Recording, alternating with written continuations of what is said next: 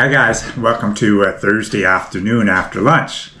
We're having a little bit of coffee and we want to go over a couple of questions that has come up from our video from last Friday. So like I'd said then, what we're doing for the next 8 weeks is on Friday afternoons, we're having a video of things from a video that we had 3 years ago. Now I'm doing this because it seems like we've got quite a few new subscribers, new people that are into horses, and it's hard sometimes to go back and look at old videos. So we decided just to run this series through one more time. And what my plan is the following week or just before the next video, I want to answer some of the questions that you guys have asked me on the comments for that particular video. So there will be other questions here also once in a while that are on this video that's really not have to do with feeding horses like that episode is about. But we'll answer some of them, but not all of those. But we're going to kind of stick to the feeding on this particular one most of the time. But we do have a question, and Brenda's going to actually read the questions out. And we don't have a huge amount because we want to get onto this video. But also one other thing that's not on the questions, at least not that we've written down, is a lot of people have asked about Baron and whether or not, how they haven't seen much of him working. And it's true. I've been spending so much more time with Duke and Earl, most of the time with Bill, but not always. Tomorrow afternoon, I will be going up to Paul Smith College again for my class that I have every Friday afternoon. And I'll be taking Duke and Earl with me. So they won't work tomorrow morning. So maybe tomorrow morning I'll have time and I can hitch up Baron and go out and do a little logging with Bill. So not that I'll show that, but we are working him a little bit. Also, Lady is doing well and Libby's doing well with the weaning process. That's pretty well done. And Lady's back has gone right down and she pulled out it just fine. And Libby's doing great also. So I'd like to get going and get Lady back to work a little bit, but I just have so many irons in the fire right now, it's a little bit difficult. You're having a hard time getting Baron worked. Yes. So, and he is a little bit hyper because he hasn't been working. He's got a little extra energy. Yeah. But anyways, that's what we're working on. So let's get on with these questions so that we can get on with this video so you can learn about grooming horses. So the first one comes from Henry DeYoung. Thank you, Henry, for your questions. Enjoyed the video. I will enjoy upcoming Friday videos as I enjoyed this one. As I said previously, I think you could put together some very interesting training videos. I know, Jim, you say that training horses is a constant as you are always doing it. However, there are several areas that your training is quite intense. For example, how to train a horse to stand, how to train a horse to pull, how to train them to back up, train them to step over, train them to get used to noises, train them to pull together, how to respond to commands, step up, whoa, ha, back up, etc. I know you say training is ongoing, but initially it is quite intense with new horses. I found it absolutely fascinating to watch. You could take clips from previous videos, put them together, and possibly sell them or at least use them to teach a class at Paul Smith College. Smiley face ×4. So, as you can see, Henry gave me a long list of things I could try. And those things are definitely something I'm going to look into. And I'm hoping that he's not the only one that might find this interesting. So we'll see what happens there. And that's pretty well all I have to say on that comment. You got lots of things to work on. Yeah. Okay, and Bosco Dog says, can you be more detailed about the amount of grain that you feed each horse? Example, 1 gallon or 5 pounds. The scoop is a good way. I don't know much. Well, I don't know much either.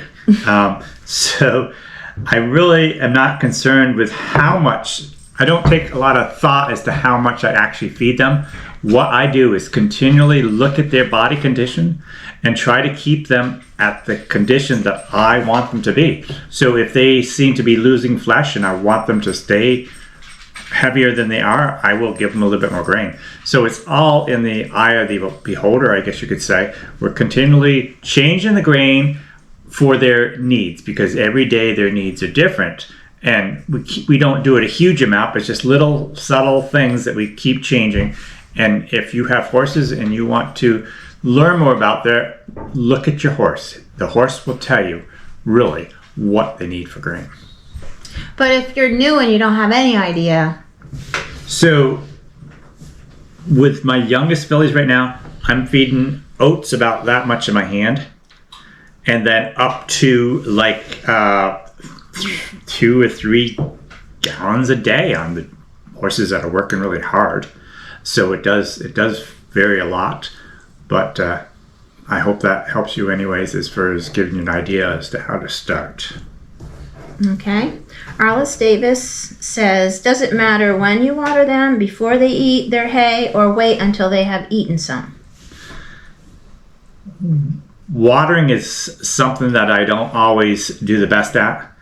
I feel, and I believe it's very clear in studies, that it's best to water your horses first thing. Like, for example, when I go out first thing in the morning, if I was to water everybody at that time, that would probably be a wise thing to do. I don't do that. I feed them. But just for the practicality of it all. But so often, if you water them before they eat and then after they eat, that's really good. So, and sometimes I do that. For example, when I'm logging and we come in for lunchtime, I know that they're hungry. So I will always give them a bucket full of water if they're thirsty before I feed them anything, just because I know they're going to drink better if they don't have their hay in front of them. But with the stalls in the barn, it's a little bit more difficult. Okay. I think this is from Linda. I don't know Linda who, but it says, I live in Oregon and I have a selenium deficiency. I have owned riding horses for many years and will be getting my first draft in a week or so. Clydesdale, congratulations. She is currently being fed straight alfalfa, which I do not ever do. I typically feed grass, hay, and a tiny bit of beet pulp to carry a vitamin and mineral supplement. I will feed a small amount of alfalfa in the evening as necessary due to weather or work. I was wondering if this diet will be okay to transition the Clydesdale mare to. Another factor is there is a possibility she could be pregnant. Would you do anything different for a pregnant mare? Also, for wondering, do you have a rule of thumb for how often you offer them water? 2 times a day, 3 times a day, 4 times a day, etc. I have been reading about the feathers and scratches as well as CPL and canker. Do you have any health tips to avoid these issues? Well, that's an awful lot of questions. Let me just pick out a few of them. The selenium deficiency, I think it's very important to have a good mineral mix to feed with that's high in selenium for that reason right there. The idea of transitioning any type of feeds, it's very possible, and all horses will do fine in the process. It's just that you have to do it gradually. So keep that in mind when you're changing any type of feed. The watering, and so many people holler at me because I don't do this, but yes, if the horses have access to water all the time, that's wonderful. It doesn't always happen. And don't freak out too much if you can't do that. You can, just like just many times a day, give them water, lead them to the tub, whatever it is, so they have water plenty. Keep in mind that horses in the wild they don't have water 24/7. They're traveling all over the country, and then they go to their watering hole sometimes only once a day. So it's not the end of the world. But yes, I still agree with everybody that says horses should have water 24/7. That'd be great if we did. Just think of even people, though. Very often you don't have water, necessarily access to water or something to drink at all times. But is it the best way? Sure, I guess it would be. So as far as scratches and CPL, I'm not even going to talk about that right now because I don't really feel I know enough about it to talk about it. All right, Victor B 145 says, I don't recall. Have you ever done a video on teeth care? I feel like foot care gets talked about a lot, and teeth care gets a bit forgotten. I have done a couple videos on teeth, so if you look back, you might be able to find them. One thing I do, and I really like this way of doing it, and I feed ear corn. Ear corn is the kernels are still on the cob, so they have to chew the kernels off the cob and then chew those hard kernels. I had a vet of many years ago that felt and he had horses and did a lot of racing with his horses, and he really thought there was a big advantage of feeding ear corn. It helps grind their teeth down so they're not so sharp. And it makes sense. You've got this hard grain, and the teeth have to really grind in this corn, and it would grind those teeth down just like the rasp does when they're actually doing teeth care. So anyways, I have done a video on it. If you want to look back, you could probably find that. And do the front teeth ever need to be anything done to them? It's always the hind ones. Okay. You wanted to discuss, somebody asked about the size of the bale. Yeah, we seem to have lost such discrepancy between bale sizes. Yeah, we seem to have lost that comment, but I know someone asked that, so as you new people are feeding your hay, realize that I've said that I usually feed a bale a day, or half a bale in the morning, half a bale in the afternoon. Now that would depend on the size of that bale. If you have a big 60-pound bale as opposed to a 30-pound bale, it obviously is twice as much hay. So, but there again, it's just like the grain. You go back to looking at your horse and deciding how you want that horse to look and feed accordingly. There's plenty of people out there, and I guess I could almost be in that category, that will tend to overfeed, and the horses are almost too big, too fat. There's a saying, I don't care what you're asked what color you want, and the color I want is fat. It's really the way a lot of people like to look at it, because they like their horses to be very well fed, and sometimes that's not really the most healthy horse. So anyways, that is going to do it for our questions. And I thank you guys for your questions, and continue even on this video and the videos to come to give us some questions, and we'll try to answer some of them. So before we get to the scheduled program today, we are going to jump ahead to our daughter Abby showing and telling some things that we have for sale. So enjoy the video, and we shall see you next time. Hello everyone, my name is Abby. I'm Jim's daughter, if you don't know me already. I am here because I have very exciting and important news to share with you. We have a fun and exciting new product in our Working Horses with Jim store, and that is a travel mug. How exciting is that? It has our beautiful logo on it, and it is available in 3 colors: black, navy blue, and white. So these mugs are stainless steel with a plastic liner and dual wall construction to keep your beverages hot or cold. They have a fun little swivel top, which I enjoy because you can have it either on this smaller hole for drinking or a bigger hole for straws if you have an iced coffee or whatever you desire that is chilly. So these mugs are available on our website today. You can check them out with the link in the description below. We also have some fun new hats coming in the future, so keep an eye out for those, and we will let you know when they are in stock. And don't forget that we also have our 2026 calendars available in our store. So I wanted to share one quick thing about these white mugs. When we got them, we realized, for those of you who have rings on your fingers like me, that they make little scratches with metal, unfortunately. So they are available for a discounted price on our website. Perfect for people who don't have rings on their finger or don't care about scratches on their cup. You can't really see them from a distance, but up close, they do make a scratch. So keep that in mind if you're ordering. That is why they are available for a discounted price. I really, like, if I try to scratch it with my fingernail, it doesn't scratch. It's really just with metal from what I've seen. So it might still be a great option for you or your family member. So again, our link is in the description below. Check them out if you're looking for a great Christmas present or just something to drink your hot or cold beverage in while you're watching Working Horses with Jim. So back to your regularly scheduled programming. Hey everybody, welcome to Working Horses with Jim. I'm Jim, and I've spent the last 40 years farming and logging with draft horses. In this 7-part series, I'm going to be covering some of the basic essentials of owning and caring for draft horses. I know there are many different ways of doing things. My goal is to show you what has worked well for me and what I wish I had known starting out. So each Friday we'll have a new segment of this series, but stay tuned on Mondays and Wednesdays for our normal videos about our everyday life of working with horses.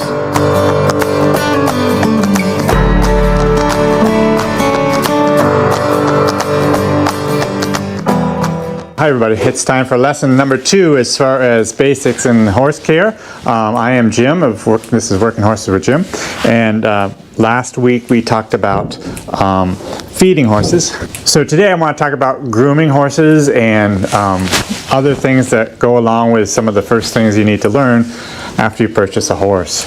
And I generally will have a clean barn when I'm doing any of my videos, just because I like people to see things at a fairly nice. But today we decided to not have a clean barn. If you look down through there, the manure is still sitting there. This is actually in the afternoon, just right after lunch. I would normally clean my barns in the morning, but here it is Thursday and I haven't got my video done for Friday, so we have to do this right now. And I decided to wait and clean the barns now because I wanted to show you and talk a little bit about, in the process of, if you're thinking about getting a horse, some of the other things that you should have thought about, but maybe you haven't even thought about. The amount of work that's involved with owning a horse. It's amazing how much manure a horse will make in one day. And you need to know, if you're going to get a horse, you need to know what to do with this. Are you physically able to clean all your barns by hand, take care of all this? I actually cheat quite a bit because I have a skid steer here that I'll push the bulk of the manure out with. But in here, where I have my 2 Suffolk colts, I have to clean this by hand. So this is actually the only place I clean by hand. But if you're buying a horse, or 2 or 3, probably you won't have a skid steer to help you. So you're going to have to figure out another way to do it. Not only cleaning your manure, but what are you going to do with your manure over the course of the next 2 or 3 months? It'll make a pretty good sized pile if you're putting it outside in a short period of time, and you need to have a manure spreader or some way to get rid of that pile of manure. So these are some of the things that you have to think about that you might not have even thought about. So what I'm going to do right now is I'm just going to real quick clean this barn, and then we'll push the manure out. And then I want to talk a little bit about last week's video and some more thoughts I've thought about it, and also some questions even that there have been in the comments. So we'll just talk a little bit about that before we go on to grooming. So I will just get the barns clean and we'll go from there.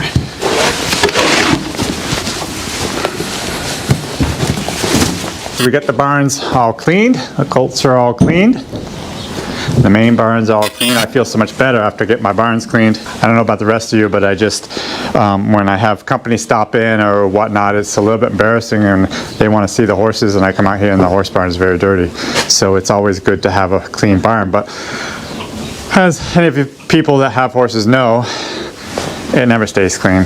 And so you will have times where you're going to get company and your barn's going to be a mess, and that's just the way it is in life. But anyways, Brenda's busy brushing right now, and I wanted to show you a few things about the different brushes and things that I use. Now this is early spring, and so the horses are shedding. Brenda's already brushed buck, and they will shed a lot more than this, but you can see, you grab a handful. Here's, like, I just took that off the... Right. They're starting to shed, but they'll actually, if horses are brushed every day, they're not a lot to shed every day, but if you let them go a week and then go and brush them, it's amazing how much hair comes off them at that time. We don't always brush them every single day. We brush them the majority of days, and of course, if they go outside right now, they're gonna roll in the mud and they're gonna have mud all over them. And you've seen pictures of this before, and even like Ken right here, he was outside and look at the mud, and look how much the dust is flying when Brenda's brushing. Before I get to talking about brushing though, I did want to talk a little bit about some thoughts I had on feeding from last week. I think probably the biggest thing I want to talk about is for some of the big issues that could happen, because I'm not concerned about the little issues, but some of the big issues that surely can happen when you have a new horse that are so important if you know this or have been kind of pre-warned about this. Quite often, I mean, to start with, I said that oats are one of the safest feeds to feed for grain, and that's still true in my opinion. But that doesn't mean oats can't hurt a horse.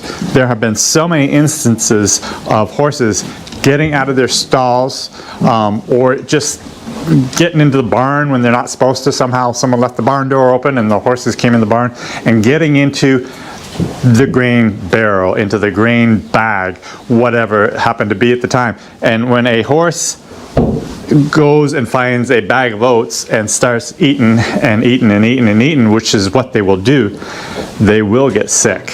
And generally what they'll get is colic, and that's a whole another subject in itself, but I'm just want to pre-warn people the dangers of a horse getting into even oats being the safest grain, how much tremendous damage can happen, and death most definitely can occur. I've actually had several horses that have died from colic, not from that reason, but for other reasons over the years. I also want to tell you about a story of myself. When I was a very young man, I think I was 15 years old actually, and I had just bought this horse, and my father was doing a lot of logging at the time, so he had a crew of men, and they were actually using the horses, not himself, and they were feeding the horses. And this one horse that I owned was a stallion, and they had changed grains, so they had gone from I'm not sure what they were at, but they went to more of a corn-based feed. I'm just guessing, but they were probably getting a little thin from the hard work they were doing, so they started giving them corn, and they changed from probably an oat feed to corn feed way too fast. And that's another thing, as a new horse owner, you have to be very careful with. And the same thing can happen with a horse with changing any type of feeds. They can easily get colic. It's just a recipe for disaster if it's not done very gradually. This one horse of mine, for example, had this change in feed that the hired men had done, and that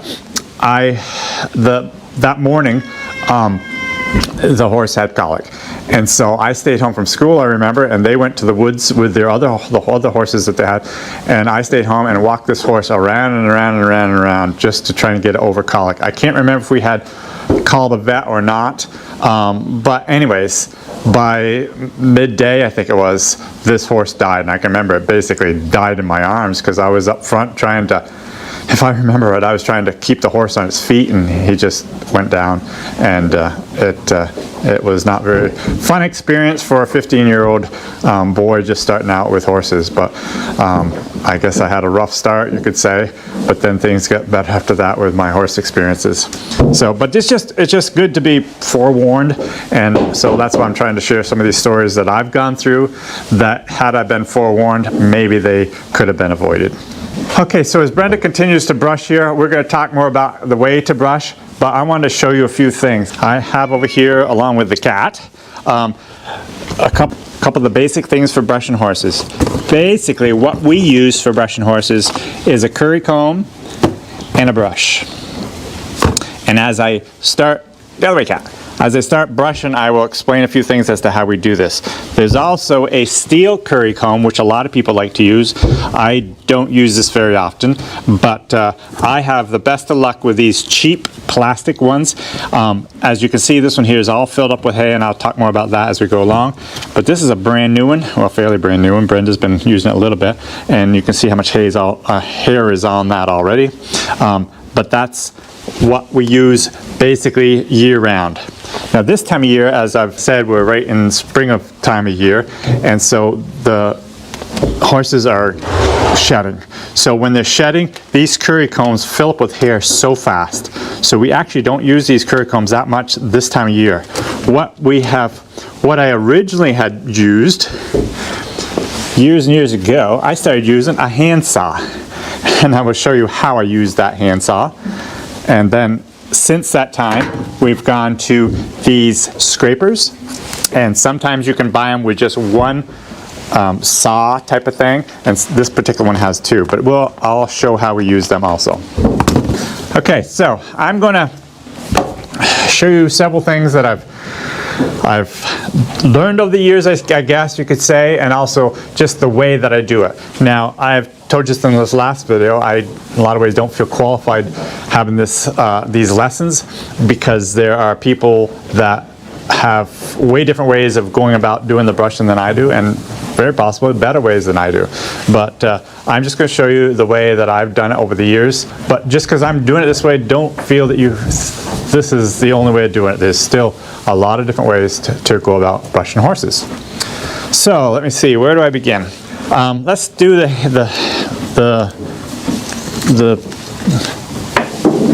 so I'm going to remind you that this is the spring of the year.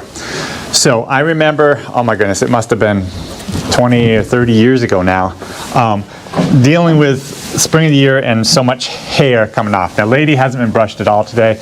I actually worked her yesterday. I exercised her going up and down the road a little bit. So she's been out of the mud for a couple days now, which is good. You got all this hair, and it's shedding pretty good, although it gets worse than this. So I don't know, someone must have told me how to do this. I don't think I thought of it on my own. But anyways, years ago, we just take a brush and bend it a little bit like that. I'm sorry. I would take a saw and bend it a little bit like that. And then it takes a while for a horse to get a little bit used to it, but you just go like that. And this is especially when you might have waited a week or so and you haven't done this, and your horse is really shedding. Oh my goodness, the amount of hair that would come off them when you do this is incredible. Now, when you're doing this, if this is what you're going to try, you got to be a little bit careful, because if a horse has never had this feeling on him, or just the whole big flopping saw like this, you have to be careful, because it could spook them, and that wouldn't be good. And you can do the whole body with a tool like this, if this is all you have. This, to me, is not the best way to do it, but this is just a way that I started doing it. I don't recall ever seeing these tools those first few years I started using the handsaw.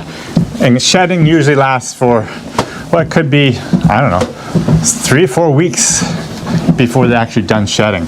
So it pays to have some sort of thing to get this hair off, because it'll simplify. If you go with especially if you use these plastic curry combs, these will fill up with hair so fast. So another thing I do is I like to have a good solid stall here, because if you have this hair like that, you can just snap it like that and it comes right to the top and you pull it right off. If it's really, really bad, I will actually take my jackknife and go like this on the underside and pull this hair up out of here. But if you keep after it, that will happen if you don't keep after it. If you keep after and just hit it like this, you can keep it fairly clean. Since they've come out with these things, and I'm not sure how many years they've had this available. I remember the first one I bought was just a single blade or saw, and now they've come out with these double ones. And also, I would always just do it like this, and they're just so much more flexible than using a handsaw. But you know, you can do it like this. But the beauty about these also is you can actually slide these together if you want to, or just hold them together like this and use them as a one-hand thing, especially like going to the bellies. You can reach underneath here and you can see the hair flying.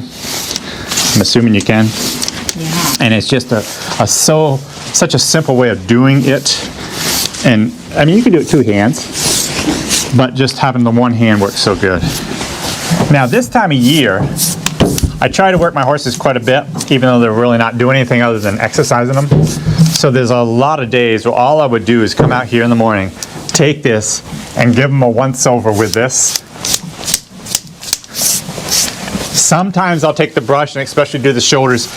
I guess I'm trying to talk more towards people that are really going to work their horses. And I know as a beginner you aren't going to be doing the stuff that I do with horses, but when you build up to having 4 horses, you don't have the time to spend to do a really job like you would do it if you were have show horses.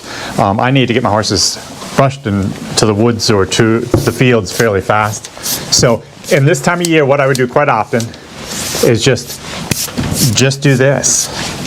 And if you do this every day, twice a day, because you do it before you harness and you do it after you harness, then it does a pretty good job. Like I said, we haven't, she got brushed last night after she was working, but this is where she's at today. Now these brushes, if you're careful and you get the horses used to it, you can go right down their legs and they don't mind it as long as they're used to it. You gotta be careful though, if they're just colts or whatever, or just a new horse that you don't know a lot about, when you start scraping down their legs with this here, you really have to be careful. Okay, so that's my springtime, the way I do it during the spring. Normally, the rest of the year, I use the curry comb and the brush. And what I do is I would just basically comb the same way the hair is going. Take great care to work around the shoulder area where the collar is going to be. And in the process of brushing, I'm also trying to observe to make sure there's no blemishes at all. And fortunately, right at the moment, I got 4 horses that have been working all winter long, and there's not a single blemish on any one of their shoulders. And that's wonderful. But I have had times where there's been blemishes. And I can remember years ago having a lot of shoulder sores. And boy, there was a lot of them as I think back. But I haven't had a shoulder sore for years. It's mostly because I have learned how to keep them in shape, how to build those shoulders, the skin at the shoulders up, and also to have the right size collar and right fit with the harnesses.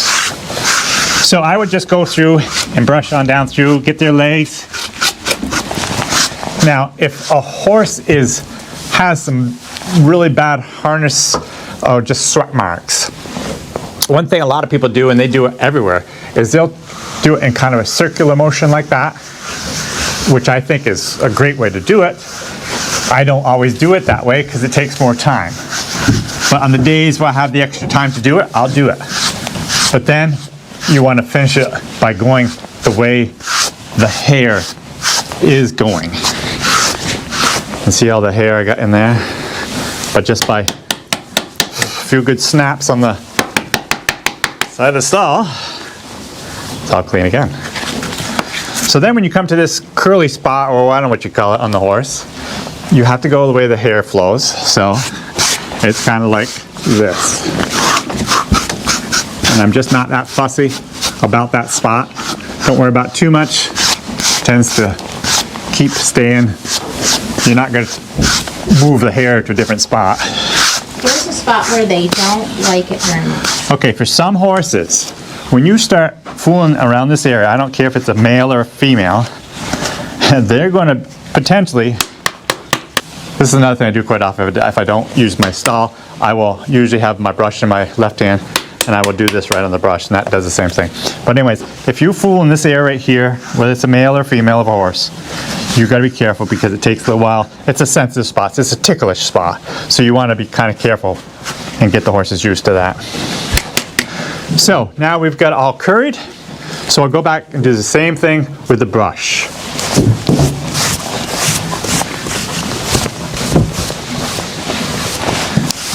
I don't do any of these swirly motions with the brush. I always just brush the same way the hair is.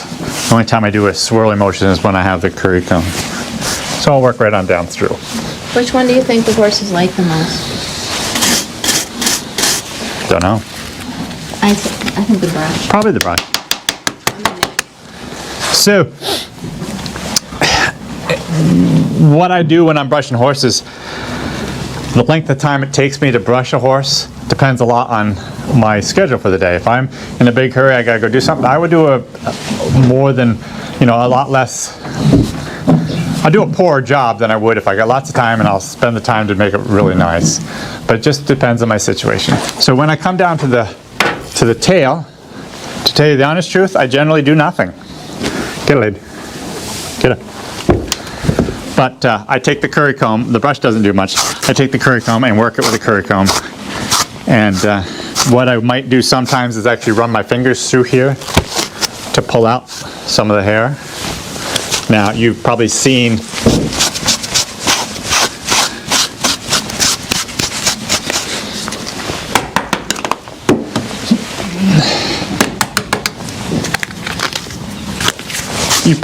me cutting their tails to keep them short, and so that's partly why I don't really need to do too much, because it's a nice short tail. But I do take my fingers and run through it like this, and then work the curry comb also. But when they're nice and short like this, it takes very little work, which is really what I want, because I have to do a lot of work with these horses, and I just don't have a lot of time to do extra grooming. So, all right, let me go show you a few other situations. So here we have Duke. Get Duke. Now, we have not brushed this horse this morning, and you can see the hair on him. He's shedding pretty good. So he hasn't been brushed for several days, and he likes to lay down, and so he will lay down in his stall quite often. Both the colts will. Colts generally lay down more than the big horses. So in the process of laying down, they're going to be laying in their own manure, and a lot of people have asked us that apparently don't know horses very well, why they don't understand why there's manure underneath them and how we can allow them to lay there. And of course, that's a lot of reasons why people don't like tie stalls. They want box stalls. But even a box stall, I don't care who you aren't likely to be able to be there to clean up every single bit of manure that comes out of your horse. So they tend to lay down, and they tend to lay down in the manure. Especially with the straight stalls, they tend to get their hindquarters. This is a dirty mess right here. This is generally not something I'd want to show because it's so dirty, and it's generally not something we actually have. But like I said, we really haven't been brushing these colts that terribly much lately because there's so much else to do. But one thing I did want to show you on these colts have manes. All four of my other horses are roached manes, so there's no actual hair on their manes. So what I do with their manes is kind of the same thing as I do with the tail. So when I'm brushing them, I will use my curry comb, because these tiny little bristles will go right between the hairs, and they'll come right down through like that, and then I'll use my fingers at the same time, and I'll drag my fingers through their hair, and it just gets all the snarls out. It's no different than brushing your daughter's hair, you know, except your daughters your daughters aren't quite so patient as the horses, because I actually pull pretty hard sometimes. But if you do it on a regular basis, which we really don't, we should do it more, but we haven't been fooling with their manes. It's also one reason why I really don't like manes, because there's a lot more work with manes than there is a roached mane. So if you snip them right off, you don't have to deal with this. It's kind of like in the Army, that's the first thing that they'll do is they'll cut all your hair off. So you don't have to be fooling with that. But this is how I do it. There's other ways to do it, other tools to do it even. But you can see this really builds right up with hair that comes out of him. But it does make a nice looking mane after you get done. So, okay. So that's about, I guess, all I'm going to talk about in this video with grooming and taking care of your horses when you get these horses. But one other thing, real quick thing, is feet. That's kind of in the sort of the same general area as grooming. And then here's one thing, and this is one thing that I really slack on. We have had these colts now for a year, and I have trimmed their feet a couple times now, and I've fooled with their feet a fair amount. But if I could have fooled with their feet every single day, I'm just thinking how much better they would be picking their feet up. And that's the best case scenario. To every single day when you brush all your horses, and then you just go through and pick their feet up. And you don't have to pick it up and hold it for a long period of time. You just pick it up and hold it for just a short while. Maybe take your hand and slam out like that. If they're dirty, you could get a hoof knife or hoof pick and clean out the dirt. But the idea is to handle. Just go around on all feet and just pick them up and get them used to you. See? I mean, they're pretty good because they've had a lot of handling. But it's not something I do every day. But there again, you don't have to do it every day, but if you do, all the better. I think now Brenda's got to brush some horses. And any other thoughts, Brenda? Well, we had talked about getting the horses to move over in the stall, how grooming helps with that. Absolutely. So here I've been fooling on Duke's side, this side here. So in the process of grooming every day or most every day, you get your hands on that horse, you're training, you're grooming plus you're training. And a very important training thing is having the horse teaching the horse to step out of the way and step side by side. So I've talked about this before. So now I want to go this side, and I hardly have to touch him because he knows what I'm doing. I just touch him a little bit, he slides right over. But when they're younger, it took some training to do. And when I come up here, his foot's kind of in the way. So I like to just use my end of my finger. I kind of do like this. If they don't move immediately, I'll take my foot and I'll kick his foot. Doesn't hurt him at all, and he slides over there. Now I can go right through and brush him, and I have room here. He's not squishing me against the stall. Some horses have a habit of squishing you right against the stall. Well, that's a terrible habit to have, and you've got to train that horse against that. And so these guys are great. They push right over beautifully, but it's from that, not daily, but fairly regularly brushing them and handling. I noticed when you were cleaning the manure out from underneath Buck, you just said his name and Right. he moved his feet out of the way. Yeah. So they get really used to it. They do. So I hope this video has helped, especially the potential newcomers that want to get a horse. There's just so much to it, and I do hope that I can share some of the things that I've gone through to maybe even eliminate some problems down the road for you. Problems I've had to deal with, but because I'm sharing it with you, maybe you won't have to. So I hope you have a great day. Next week's video is on, I can't remember. Do you remember what we're planning on for next week? We kind of have a schedule every week to do, and maybe it just have to be a surprise because I can't remember. I can't either. So we'll see you next Friday for lesson 3. Have a great day.